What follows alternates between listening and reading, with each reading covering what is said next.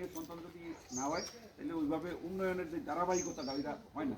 তো যার জন্য আমরা স্থানীয় একজন সন্তান খুঁজছি।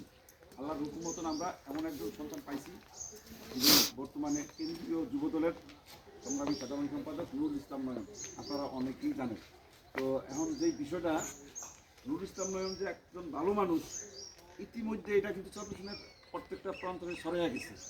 তো ছড়িয়ে যাওয়ার প্রেক্ষাপটে মোটামুটিভাবে একটা ভালো সারাও স্থল পাইছে যে আমরা ওনার মতন ভদ্রলোক হয়েছে যিনি সুশাসন প্রতিষ্ঠা করব, যিনি মাদক প্রশ্রয় দিব না, যিনি শিক্ষা ব্যবস্থাকে উন্নয়ন করার জন্য কাজ করবো। উনি স্টুডেন্ট হিসাবেও অত্যন্ত ভালো ছিল।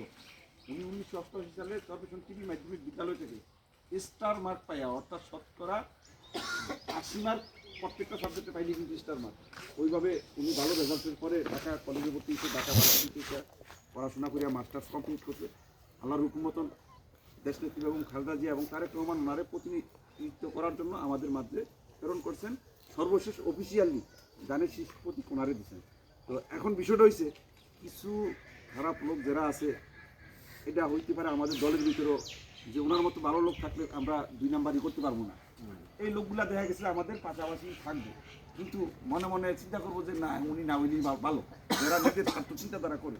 ওই ক্ষেত্রে আপনাদের কাছে দাওয়াত হইলে এতটুকু, দল মত নির্বিশেষে আগামী এই 2026 12 ফেব্রুয়ারি যেই জাতীয় নির্বাচন, আপনারা সবাই সুপ্রণীতভাবে যাইয়া ওনারে নির্বাচিত করবেন, যাতে উনি বিপুল ভোটের মাধ্যমে জাতীয় সংসদে যাইয়া আমাদের সকলের প্রতিনিধিত্ব করতে পারে।